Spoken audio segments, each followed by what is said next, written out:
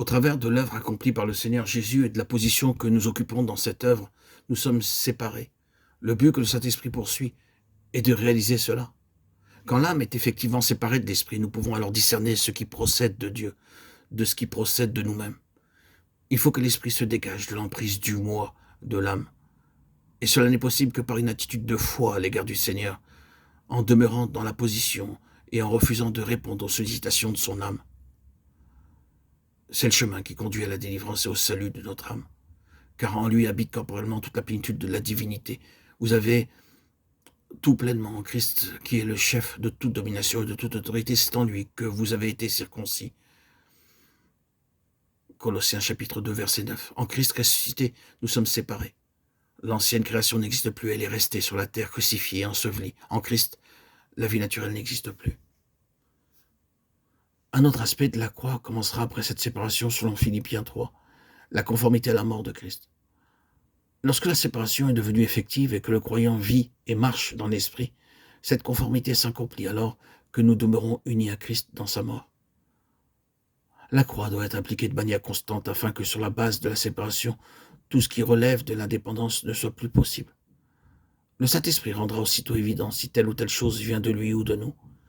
C'est une œuvre absolument indispensable qui doit s'accomplir en chaque enfant de Dieu, afin qu'il parvienne à une véritable expérience de la vie vécue dans l'esprit. Autrement, nous resterons influencés par notre âme et liés à nous-mêmes, avec toutes les erreurs et les conséquences qui en découleront. Nous ne pourrons pas chercher ou trouver la volonté de Dieu avant de pouvoir faire la distinction entre l'âme et l'esprit. Cela n'empêchera pas cependant Dieu de nous conduire, mais pour ce qui concerne la recherche de la pensée et de la volonté de Dieu, il est indispensable d'être séparé de soi-même. Le Seigneur Jésus, dans son âme, était séparé et vivait entièrement en esprit. Il se référait toujours à Dieu, le Père, par le Saint-Esprit, au moyen de son esprit qui transmettait les directives à son âme. L'apôtre Paul rappelle selon le verset 10, « Ainsi je connaîtrai Christ, la puissance de sa résurrection et la communion de ses souffrances, en devenant conforme à lui dans sa mort. » La conformité dans sa mort implique que cette division intérieure soit organisée pour continuer à vivre et à marcher par l'esprit, la croix poursuivant son œuvre.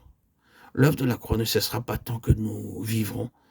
Le Saint-Esprit se sert de la croix comme d'une interdiction à tout ce qui procède de l'homme. Souvenons-nous de Nadab et Abihu qui avaient apporté du feu étranger. C'était quelque chose qu'ils avaient pensé en eux-mêmes. Le verdict de Dieu fut la mort, et tout ce que nous ferons par nous-mêmes sera sanctionné de la même manière. Ne croyons pas que Dieu retiendra ce que nous faisons, c'est un verdict irréversible. Nous devons vivre et marcher dans l'esprit. Et c'est ainsi seulement, que nous expérimenterons le salut de l'âme, qui deviendra alors obéissante. C'est ce que rappelle l'apôtre Pierre dans l'introduction de sa lettre. Qu'ils deviennent obéissants et participent à l'aspersion du sang. Jour après jour, nous devons apprendre l'obéissance. C'est une attitude quotidienne et continuelle vers laquelle notre cœur doit tendre. Nous n'avons pas de désir pour Dieu sur un plan naturel et ce que nous désirons pour lui doit venir de lui. Il y a encore en nous beaucoup de liens qui doivent être coupés les uns après les autres. Ce n'est pas l'œuvre d'un jour et durant toute notre vie, la croix agira si nous le lui permettons.